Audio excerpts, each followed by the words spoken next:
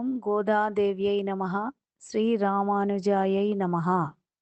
గోపికలారా రండి, మార్గళి స్నానం చేయండి, శ్రీ మహావిష్ణు స్మరణలతో ధనుర్మాస వ్రతమచరిద్దాం.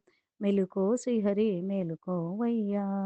సత్యయుగ కాలములో వామనావతారం దాల్చితివి, బలిరాజా బలితోటి పాపనాశనం చేసితివి, రాక్షస సంహారం చేసి పాతాళానికి పంపితివి, సూర్యప్రకాశ తేజముతో నరనారాయణ రూపం దాల్చి తపోయుద్ధములు చేసితివి, ధర్మ సంస్థాపనం చేసితివి.